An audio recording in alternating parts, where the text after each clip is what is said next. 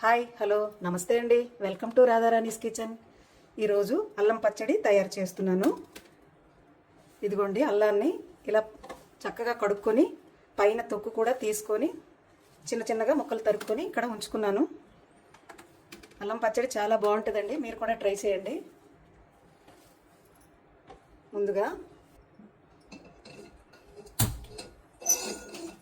తగినంత ఆయిల్ వేసుకుంటున్నాను.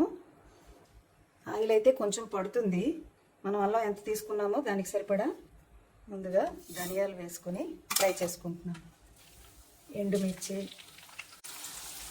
ముందుగా ధనియాలు ఎండుమిర్చి వేసుకొని సిమ్లో పెట్టుకొని బాగా ఫ్రై చేసుకుంటున్నాను. కొంచెం శనగపప్పు వేసుకుంటున్నాను. ఈ మాత్రం చింతపండు నీళ్ళలో నానబెట్టుకుంటున్నాను.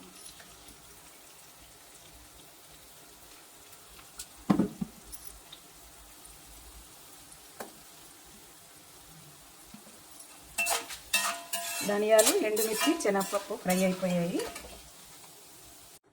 ఫ్రై చేసుకున్నవి మిక్సీ గిన్నెలోకి తీసుకున్నాను. ఇప్పుడు అల్లం ముక్కలు వేసుకుంటున్నాను.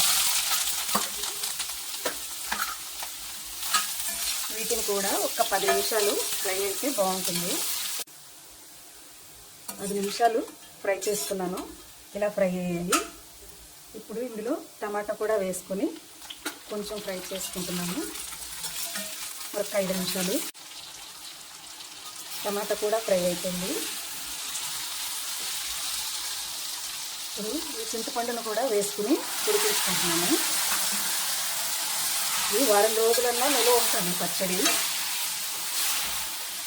చింతపండు, బెల్లం మాత్రం సరిపోతుంది. మాత్రం వెల్లుల్లి, కొంచెం జీలకర్ర, ఉప్పు మాత్రం ముక్కలకి మాత్రం ఉప్పు అయితే పడుతుంది.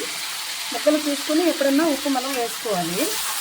వీటిని బాగా కలుపుకొని స్టవ్ ఆఫ్ చేసుకుంటున్నాను. స్టవ్ ఆఫ్ చేసుకుని చల్లారించి చేసుకుంటున్నాను. అల్లం ముక్కలు చల్లగా అయిపోయాయి.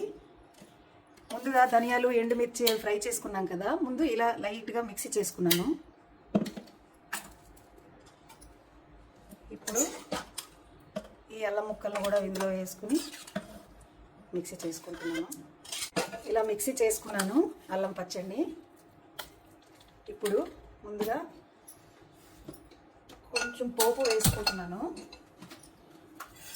పోపు వేసుకోకపోయినా కూడా పచ్చడి అయితే చాలా బాగుంటుంది, కానీ నేను వేసుకుంటున్నాను. కొంచెం ఆవాలు కొంచెం వేగనిచ్చి, ఆవాలు చిప్పట్లు ఆడుతున్నాయి. కొంచెం శనగపప్పు, కొంచెం జీలకర్ర, ఎండుమిర్చి,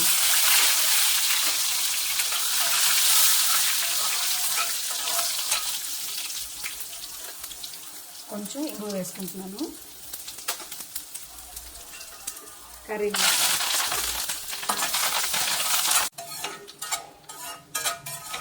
ఫ్రై అయిపోయిందండి పోపు. స్టవ్ ఆఫ్ చేసుకుంటున్నాను. ఇప్పుడు మనం ముందుగా మిక్సీ చేసుకున్న ఈ అల్లం పచ్చడిని వేసుకుంటున్నాం. అల్లం పచ్చడి మొత్తం వేసుకున్నాను. చూడండి, అల్లం పచ్చడి అయితే తయారైపోయింది. పోపు వేసుకోకపోయినా పర్వాలేదు, చాలా బాగుంటుంది.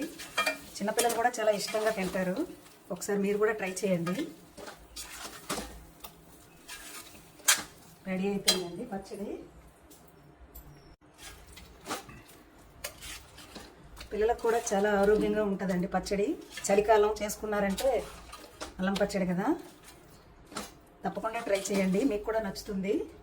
రెడీ అయిపోయిందండి, బౌల్లోకి తీసుకుందాం.